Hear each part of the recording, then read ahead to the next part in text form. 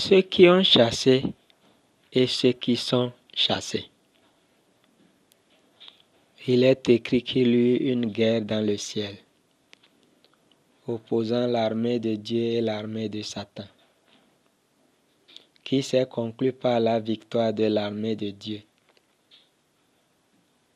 qui a alors chassé l'armée de Satan et Satan du palais céleste. Il est écrit que vers la fin de toutes choses, Satan sera lié par un seul ange pour 1000 ans dans l'abîme. Il est écrit que Dieu,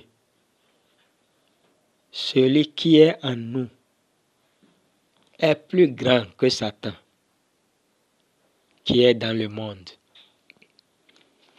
Il est écrit que Dieu a réservé les anges déchus, qui n'ont pas gardé leur dignité et qui ont abandonné leur propre demeure, à être liés par les ténèbres de l'abîme jusqu'au jugement du grand jour.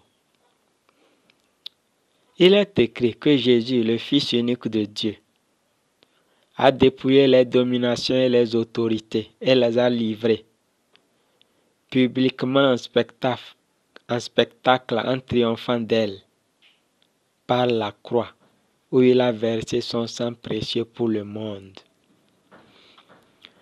Il est écrit que ceux qui sont avec nous, serviteurs de Dieu, sont en plus grand nombre que ceux qui sont avec Satan.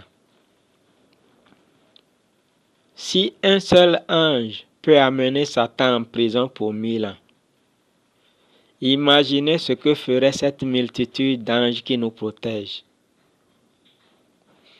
Il est écrit que nous avons été ressuscités ensemble avec Christ et avons été enlevés dans les lieux célestes avec Jésus-Christ. Imaginez l'enfant de Dieu assis dans le palais céleste et comparez-le à Satan et à son armée, censée être en prison dans l'abîme. Entre ceux qui ont chassé et ceux qui sont chassés, ceux qui ont chassé sont évidemment les plus forts. Entre celui qui a dépouillé et celui qui a été dépouillé, naturellement, celui qui a dépouillé est le plus fort. Enfant de Dieu, tu es dans le bon camp. Amen.